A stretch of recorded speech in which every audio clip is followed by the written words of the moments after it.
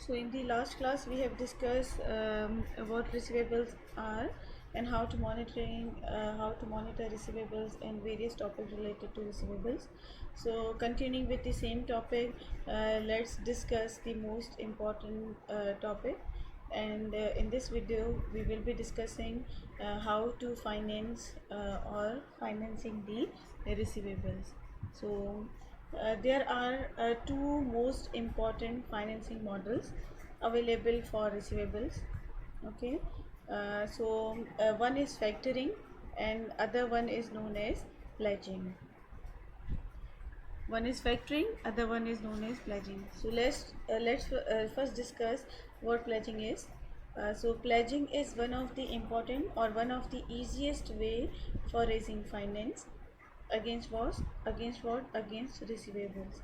Why? Because receivable itself will act as a prime collateral, and it gives the ability to raise short term loan, short-term loan. So there are basically various advantages of raising short-term loan using receivables.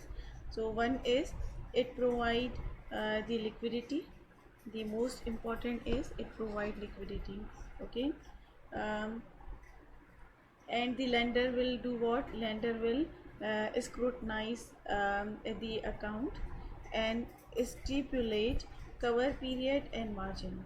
Means what cover period means a certain number of days only up to which he would consider financing. Beyond that he want, you can say that, margin. Okay, and margin means, say if the request or debtor, say for suppose if um, the request or debtors are 100, okay, then he would put a margin like 10%, wherein he would finance only 90.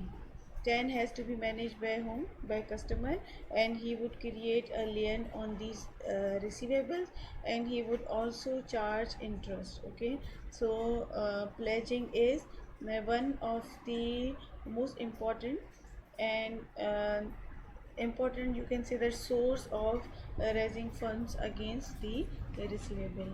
The other one is known as factoring. So what is factoring? Factoring is the sales of account receivables. Okay, so here we basically sell the account receivable to a factor or a factoring agency. Okay, so factoring is basically what? It is basically the sale of account receivable to whom? To the factor or factoring agency. The factoring agency will bear the collection on behalf of customer or on behalf of the person who sold this account receivable for a fee. Okay, so now after selling the account receivable, the factor will remain liable to collect the account receivable from customers, or the factor will collect receivable on behalf of the one who have sold it. Okay, so factoring arrangement can be either recourse or can be either non-recourse. It In case of non-recourse, if there is a default from customer who are supposed to pay the debt, okay, then that risk is borne by whom? By factor. Okay, whereas in case of recourse model, the account receivable, once they have received, they are turned back to the firm for resolution. Okay, um, who are the major pillar in factoring? We have major pillar are commercial banks. Okay, commercial banks are also doing factoring, whereas some financial institution are also doing factoring. So what are the advantages of doing or going for factoring? One is that the receivable are converted into cash. Okay, this is one of the most important advantage.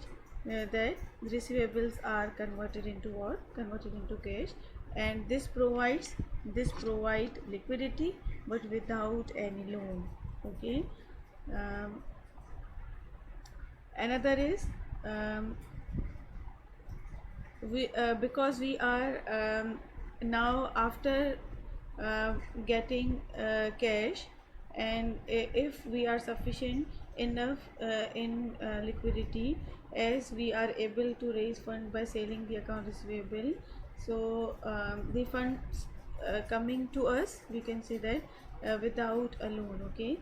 And the factoring would result in efficient record keeping. So in upcoming video I'll be discussing few terms in which I will differentiate factoring with bill collection. So factoring is basically a result of efficient record keeping, and it also ensure the effective collection process. Okay. So let's discuss a small problem. So the problem is, a firm has credit sales of 360 lakhs and its average collection period is 30 days. Okay. The financial controller estimates bad debts losses are 2%, and this 2% is of what? Credit sales. The firm spent 1,40,000 annually on debtors administration. It means the firm is also bearing the administration cost. This cost comprises of telephone and fax bills along with salaries of staff members. These are the basically avoidable costs. A factoring firm has offered to buy the firm receivables. The factor will be charged 1% commission and will pay in advance against receivable on an interest at 15% per annum. Okay. After withholding 10% as reserve, what should the firm do? Okay, should firm go for factoring the receivables or not? Okay. So assume there are 360 days in a year. So here in this problem, basically the company is presently managing its debtors. Okay, with its own setup. Here we have already discussed the setup is incurring cost, and the cost are administrative cost and bad debts cost. But there is an offer from a factoring firm to buy those debtors, but that also have a cost. So the cost should compare. um, so what we will basically do, we will compare both the cost and take a decision. So how to decide the factoring proposal? So while deciding the factoring proposal, company should see what is the cost of factoring. Okay. And what is the present cost. So in the cost of factoring, which is basically 1% commission from factor. Okay. The company which is providing the services. Okay. And the commission and 15% interest. Okay. And this cost should be compared with the present cost, and the present cost are basically the administration cost. Okay. And 2% bad debt cost. Okay.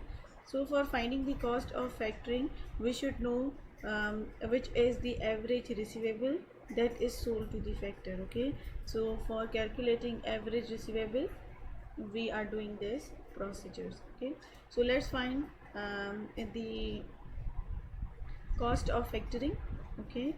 So first one is, we should find the average debtors. For that we need what? We need credit sales. We need credit sale information. Okay. As we have as we already have in question. Okay. And average collection period is what? 30 days. So credit information and average collection period information is we already have. Okay. So this 360 lakh is for 360 days. Okay. What is for 30 days? So after calculating or after doing this math, this will give you the average receivable, which is nothing but what? Which is 30 lakhs. Okay. So now on this 30 lakhs, what is going to be the cost on factoring?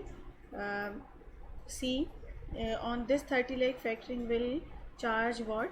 1% commission, okay, as we have discussed here, which is how much, which is 30,000, okay. And they will also withhold what, they will also withhold reserve of how much, 10%, okay. So it's going to be what, it's going to be 3 lakhs, okay. So this 3 lakh 30,000, anyhow he is not going to get on this 30 lakh, of course, okay. So if we are if we are calculating or comparing the cost, okay, then of course this 3 lakh 30,000 is not going to be the part of this 30 lakhs, okay. Then what is the amount he is going to get? See, the factoring would pay how much, the 30 lakhs, okay, in this reserve of 3 lakhs.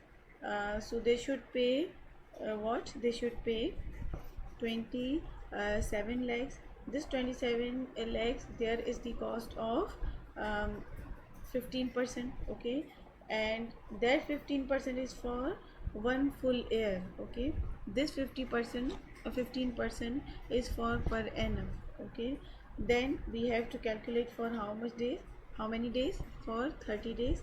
So 27 lakhs into 15% would be equal to 33,750, okay. So ultimately what he will get on his hand is 26 lakh 62,250, okay.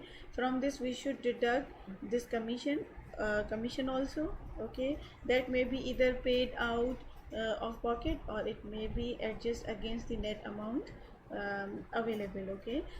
But what is important is we have to calculate the cost of factoring.